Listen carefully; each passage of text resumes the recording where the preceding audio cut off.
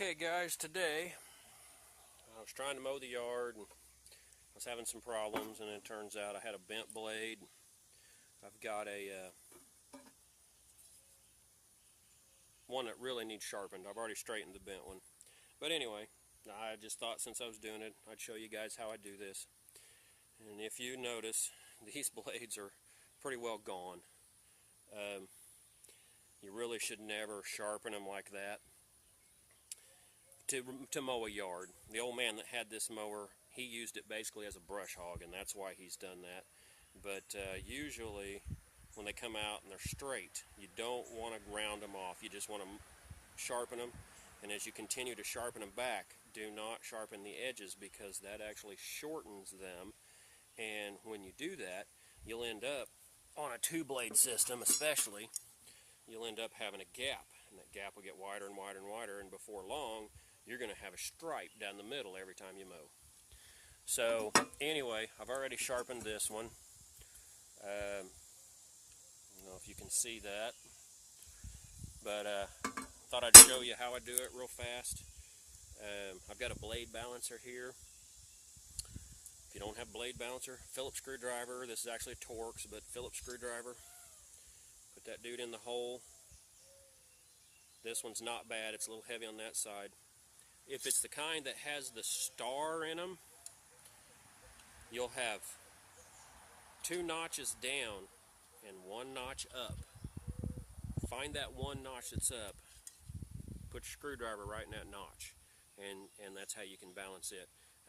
On the blade balancer, you can get these at farm and home places, stuff like that. It's a little cone with different size steps.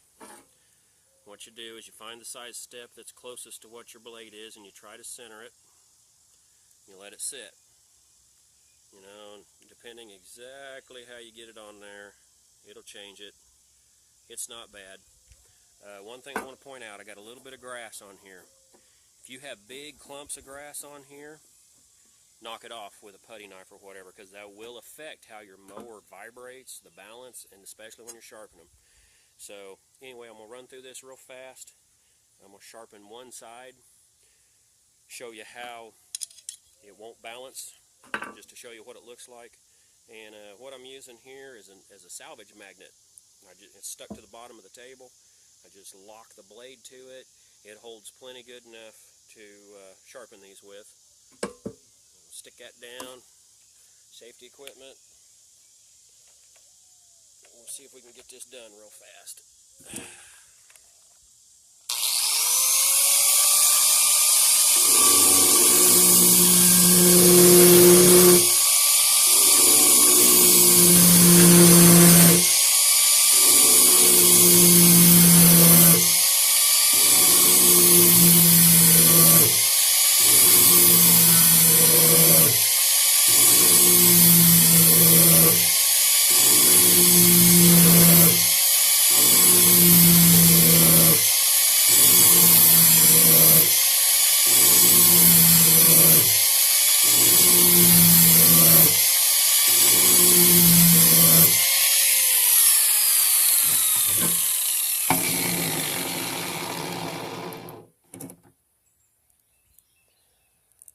Steady, even movements.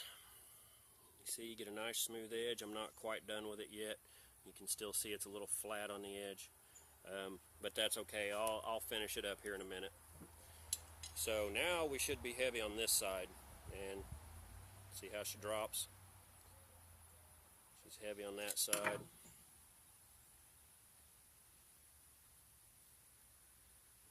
Not checking too bad there, but I didn't take a lot off. There she goes. Get it more centered. It is a little heavy on this side.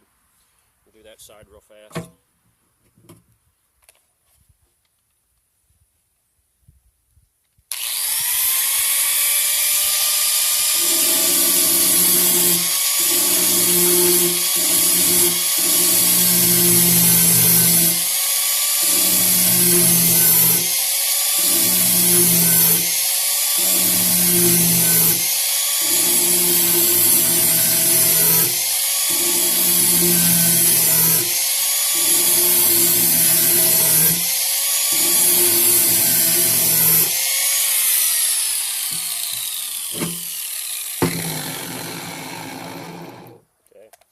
I'm using a flap sander wheel.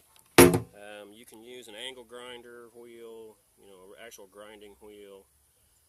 You can do this on a pedestal grinder.